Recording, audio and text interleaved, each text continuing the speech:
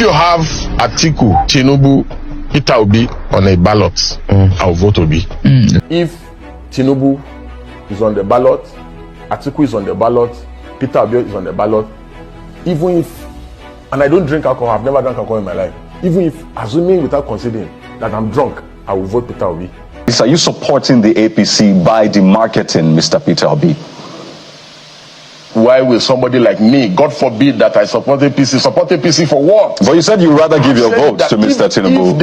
If the opposition presents Peter Obi, I will vote Tinubu. If you give Tinubu 300 years, things will never get better. Then he got into, because we're like in the living room, it's like a suite. Then he got into a room and said, oh, please, he's coming. That he wants to go inside the room and he has something for me. So he brought one envelope or something like that. Huh? And said, no, this is just a small thing. It's just for coming, blah, blah, blah. I said, I laughed. Peter Obi. I said, that means you don't know me. Deji Adeyanju lied. Eyewitness exposes bribery claim against Peter Obi. Evidence or apology? Nigerians, listen up. A dramatic accusations once made by activist barrister Deji Adeyanju against Peter Obi has collapsed into confusion and contradiction. Adeyanju once said Peter Obi offered him money. He later said he was speaking in anger. Now, an eyewitness who was at the meeting, journalists like Abonyi. I was actually at the meeting, not only at the meeting, but I brokered it for us to meet. And three of us met in the night, and we discussed amicably. Was there also any offer of monetary inducement? I was there, not only that I was there, I left there with Deji. Interesting. Says plainly, no money changed hands. This afternoon, we unpack the claim, the backtrack, the eyewitness, and the stakes. Because this is not just gossip. It is about reputation, proof, and what politics will look like heading into 2027. Let's start at the beginning. In mid-2022, as the 2023 election race warmed, Deji Adeyanju, a loud voice in Nigerian activism and a lawyer by training, was widely quoted as saying, then he got into, because we're like in the living room, it's like a suite. Then he got into a room and said, oh, please, he's coming. That he wants to go inside the room and he has something for me. So he brought one envelope or something like that. Huh? And said, no, this is just a small thing. It's just for coming, blah, blah, blah. I said, I laughed. Peter Obi. I said, that means you don't know me. Peter Obi offered him money to secure his support. The headline traveled fast because of who Obi is. A politician built on a brand of frugality, prudence, and integrity. An allegation like that cuts to the bone. Soon after, Adeyanju attempted to clarify. He said he had been angry in a response to some of Obi's supporters and that his point was different. He wanted to show that not all critics are paid.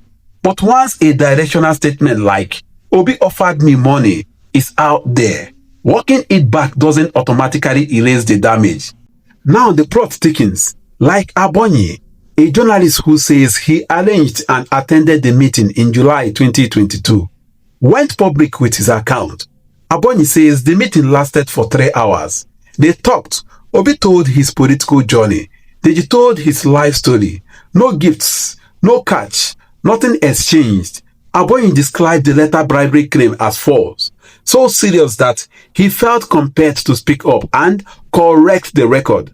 Why is that important? Because eyewitness testimony from someone credible shifts the burden from rumor into a form of challenge.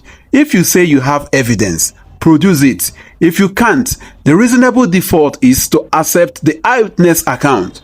The reaction was immediate. Prominent voices, activists, commentators, ordinary Nigerians reacted in 3 clear ways. 1. Demand proof. He who alleges must show evidence. That's the simplest slogan, and it's rooted in law. 2. Defend Obi. His followers pointed to his record as governor, the money he reportedly left in the coffers, and say, why smear the one guy who is different? 3.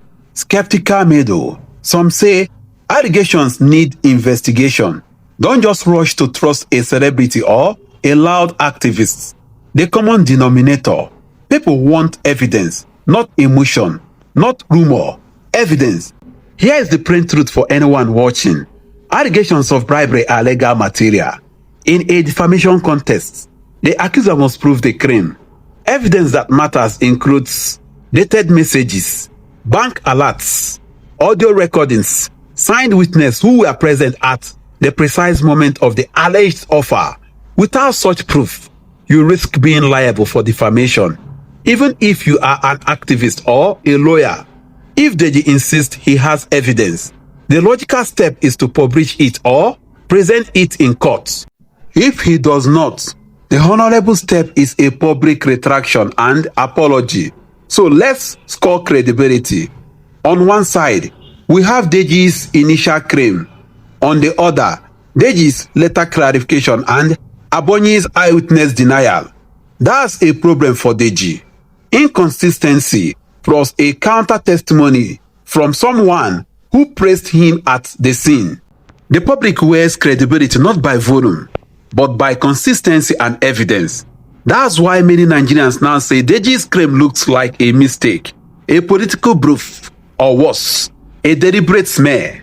We cannot ignore motive and timing. Politics is a contact sport, and the closer we get to major contests, the more active the narratives become.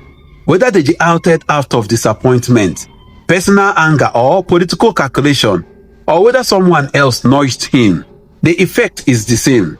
The narrative flouts Obi's reputation. Obi's supporters argue that when a figure built on resilience and accountability is targeted, it's often because the target is a real threat. That's their reading. The pragmatic reading is this: without proof, such allegations are just tools in the toolbox of political warfare. Why does this matter for Obi than for other politicians? Because Obi's brand is his chief currency. He is known for fiscal prudence, leaving money in the state treasury, cutting extravagance, and preaching accountability. That image makes him both popular and fragile. If you can plant doubt about his integrity, you can rob him of his advantage.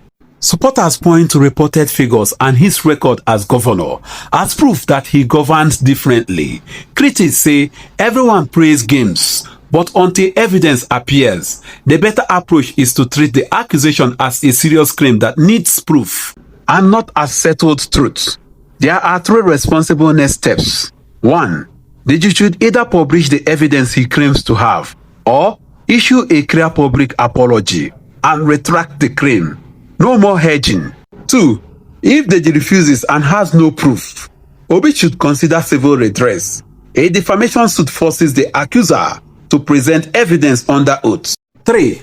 We, the public, should demand proof and resist being dragged into rumor wars. Ask for documents, not drama. This is not just two men trading words. It's a test of standards in public life. If allegations can be made and retracted without consequence, our politics becomes a swamp of rumor. If we insist on evidence, courts and truth will raise the bar. So I leave you with this question. What evidence will make you believe Deji Adeyanju? Drop your answer in the comments. Like, share and subscribe. Chinick TV will follow the story to the end. Evidence or apology? Which will it be?